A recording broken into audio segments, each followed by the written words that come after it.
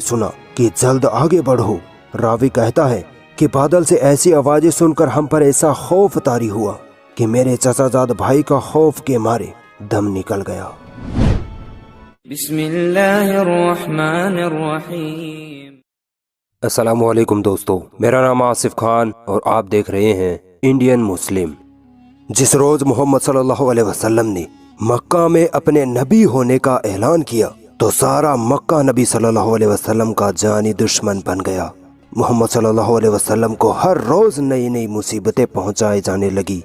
जैसे जैसे लोग मुसलमान होते गए, मक्का के काफिरों का मोहम्मद सल्लल्लाहु अलैहि वसल्लम और मुसलमानों पर जुल्म हद से ज्यादा बढ़ने लगा। खानदान कुरैश के लोग, जो मक्का में सबसे रौबदार लोग तस्लीम किए जाते थे, मुसलमानों पर इनके जुल्म की वजह से अल्लाह ताला ने मुसलमानों को मदीना की तरफ हिजरत का हुक्म दे दिया। नबी सल्लल्लाहु अलैहि वसल्लम अपने साथियों के साथ मक्का में अपने घर बार, रिश्तेदार, मालो दौलत सब को छोड़कर मदीने की तरफ हिजरत कर गई।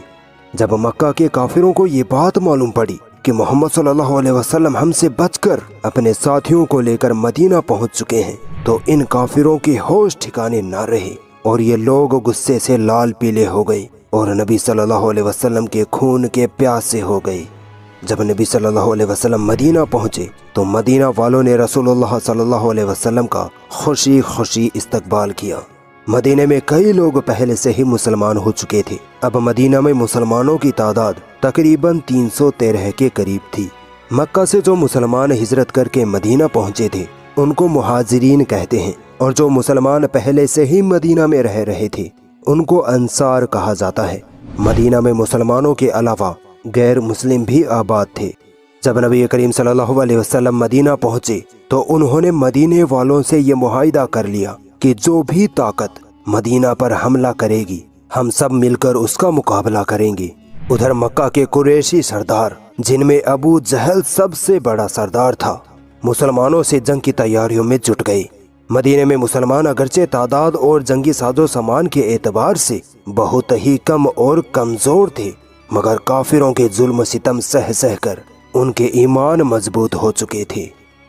मुसलमानों के मदीना पहुंचने के बाद मक्का के काफिरों ने एक कायराना हरकत को अंजाम दिया। मक्का का एक कुरैशी सरदार अपने कुछ साथियों को लेकर मदीने की तरफ रवाना हुआ और मदीना पहुंचकर मुसलमानों के चारागाह पर छापा मारकर कई ऊंटों को चुरा ले गया। जब मुसलमानों को इसकी खबर लगी तो उनका पीछा किया गया, मगर वो हाथ ना लगे। मक्का के काफिरों की ये हरकत खुली धमकी और जंग का ऐलान था। इसी साल शुरू रमजान में यह खबर मदीने में पहुंची कि मक्का वालों का एक काफिला शाम से मक्का जा रहा है और वह मदीने के पास से होकर गुजरेगा। नबी सल्लल्लाहु अलैहि वसल्लम ने मक्का के काफिरों पर एक किस्म का रोब और डर कायम करने और इनके द्वारा ऊंट चोरी करने के हमले का बदला लेने के लिए कुछ मुसलमानों को इस काफिले की तरफ रवाना कर दिया।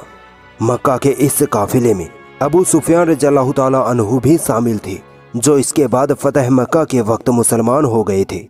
मुसलमानों के डर से अबू सुफियान रज़ियल्लाहु ताला अन्हु ने अपना काफिला इस काफिले से अलग कर लिया और मक्का के सरदारों को ये पैगाम भिजवा दिया कि काफिले पर मुसलमानों का हमला हो सकता है, इसलिए मक्का से मदद भेजो।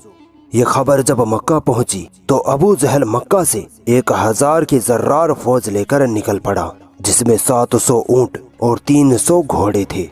अबू जहल का लश्कर हर तरह के जंगी साजो सामान से लैस था। अबू जहल पूरी तैयारी के साथ आया था। उधर जो मुसलमान मक्का के काफिले की तरफ निकले थे वो वापस मदीना रवाना हो गए। अबू सुफियान रज़ियल्लाहु ताला अन्हु ने मक्का पहुंचकर अबू जहल को ये खबर भिजवाई कि हम सही सलामत मक्का पहुंच चुके हैं, तुम वापस आ जाओ और मुसलमानों से जंग ना लड़ो। मगर अबू जहल अपने गुरूर और घमंड में मगरूर था। वो सोचता था कि यही मौका है मोहम्मद और उसके दीन को ख़त्म करने का, और वो जंग पर आमादा रहा। अबू जहल के इस 1000 के लश्कर में मक्का के कई बड़े बड़े सरदार भी मौजूद थे। जब इस लश्कर की खबर मदीने में मोहम्मद सल्लल्लाहु अलैहि वसल्लम को मिली तो आपने मुहाजिरीन और अंसार दोनों मुसलमान गिरोहों से पूछा कि क्या तुम कुरैश के लश्कर का मुकाबला करने को तैयार हो? तो एक सहाबी मिकदाद रज़ियल्लाहु ताला अन्हु ने निहायत सुजात व बहादुरी के कलिमात फरमाए और कहा कि हम उन बनी इसराइल की तरह नहीं हैं जिन्होंने अपने नबी मूसा अलैहिस्सलाम से जंग के वक्त ये कह दिया था کہ تو اور تیرا رب دونوں جا کر لڑو، ہم تو یہیں بیٹھ کر تماشا دیکھیں گے۔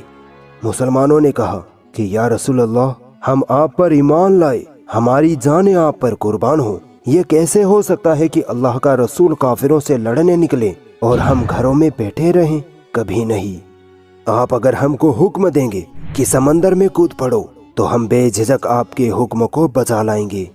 نبی صلی اللہ علیہ وسلم نے مسلمانوں کا جوش دیکھا تو خوش ہو اٹھے اور صرف 313 مسلمان 1000 کافروں کا مقابلہ کرنے نکل پڑے۔ اس اسلامی لشکر کے ساز و سامان کی حقیقت یہ تھی کہ 313 مسلمانوں کے پاس صرف 2 گھوڑے تھے اور 70 اونٹ تھے، جن پر 3-3 4-4 مسلمان ایک ساتھ سوار تھے۔ یہ اسلامی لشکر جب بدر کے مقام پر پہنچا تو ابو جہل کا لشکر پہلے سے ہی وہاں خیمزن تھا۔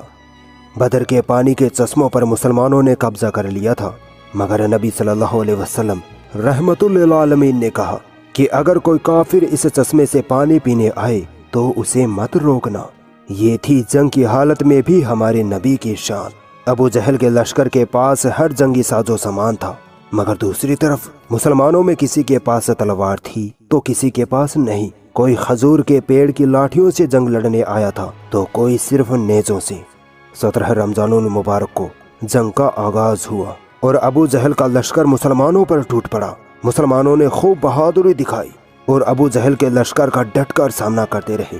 اسی وقت نبی صلی اللہ علیہ وسلم سجدے میں گر گئے اور اپنے رب سے رو رو کر گڑ گڑا کر دعائیں مانگنے لگے کہ الہی، اگر تو نے مسلمانوں کی اس چھوٹی سی جماعت کو ہلاک ہونے دیا تو اس زمین پر تیری عبادت کرنے والا کوئی نہ بچے گا۔ یہ دعا اللہ کی بارگاہ میں ایسی قبول ہوئی کہ اچانک جنگ کا رخ پلٹ گیا۔ اچانک کافروں کی گردنیں اپنے آپ تن سے جدا ہونے لگی۔ مسلمان دشمن پر حملہ کرنے جاتا اس سے پہلے ہی کافر ہلاک ہو چکا ہوتا۔ اللہ نے اپنے حبیب کی مدد فرشتوں کے ذریعے فرمائی۔ آسمان سے فرشتوں کا لشکر اترا اور ایک ایک کافر کو جہنم رسید کر ڈالا۔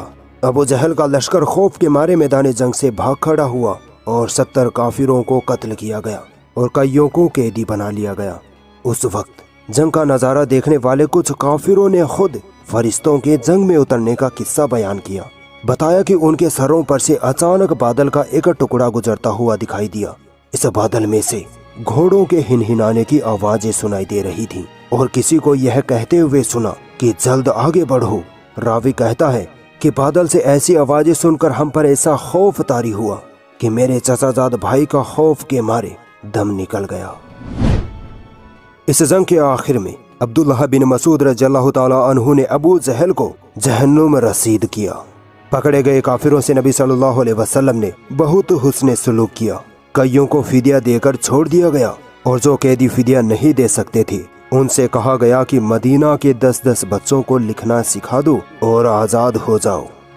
یہاں یہ بات غور کرنے لائق ہے کہ نبی صلی اللہ علیہ وسلم نے اس موقع پر تعلیم کو کتنی اہمیت دی تھی۔ نبی صلی اللہ علیہ وسلم کی اس شفقت کو دیکھ کر کئی قیدی اسلام لے آئے تھے۔ یہ جنگ اسلام کے اتہاس کی سب سے پہلی جنگ تھی اور اب تک کی ساری جنگوں میں سب سے مقدس ترین جنگ مانی جاتی ہے۔ اگر یہ جنگ مسلمان ہار جاتے تو آج اسلام کی شکل و صورت ہی الگ ہوتی، مگر اللہ کو یہی منظور تھا۔ اس جنگ کے بعد خاندان قریش کا مکہ میں دبدبہ ختم ہو گیا اور مسلمانوں کی بہادری کے ڈنکے بجنے لگے۔